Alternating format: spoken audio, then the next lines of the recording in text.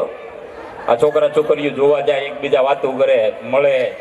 જૂના જમાનામાં એવું કઈ નહોતું. આમાં કોઈ વડીલો છે પૂછો, વડીલો જે નક્કી કરી આવે ને એ આપણા ભાગ્ય. આ પરણીને ઘેરે આવી ને તો એ મોઢું જોવે તો ખબર પડે ઐશ્વર્યા છે કે જયસૂર્યા.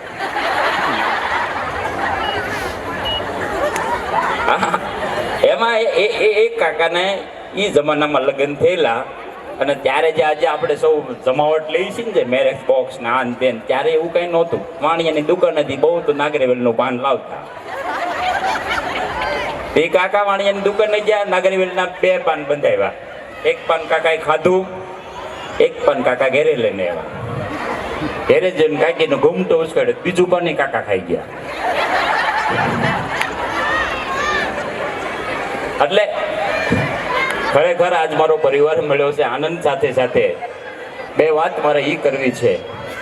આ હાસ્ય તો ખાલી હું તમને ખાલી હળવા કરવા માટે હતું. હાસ્યનો મારો મુદ્દો જ નહોતો.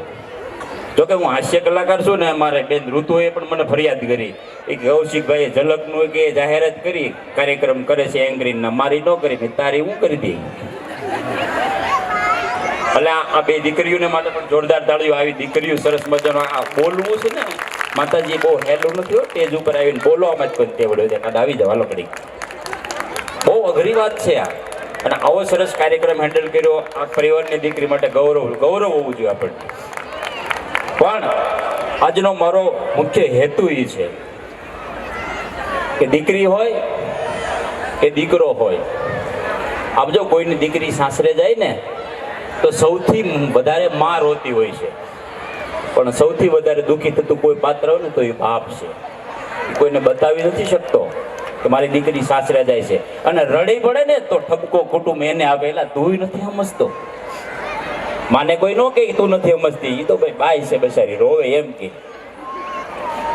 પણ આ જે પિતા છે, સવારમાં ઠંડુ ટિફિન લઈને બપોરે ઠંડુ ખાય. શું કામ? કે આખો પરિવાર ગરમ ખાય. એ નથી જોતા આપણે.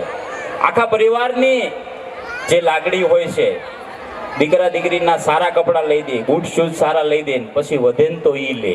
આ એટલે બાપ. આ બાપની લાગણી. જ્યારે કોઈ દીકરી અવળું કદમ ઉપાડતી હોય અથવા બાપની મરજીની વિરુદ્ધ કદમ ઉપાડતી, ત્યારે બાપ ઉપર શું વીતતી છે એનો ક્યારે આપણે વખાણ કરી, એનો ક્યારે આપણે વિચાર કર્યો? એના માટે હું 5 જ મિનિટ આમાં જે લગ્ન ન થાય પરિવારની દીકરી 2-4 દીકરી ઊભી થાવ ને પ્લીઝ. નહીં, મારે અહીં બોલાવવા નથી કાંઈ તમને, ખાલી 5 જ મિનિટ.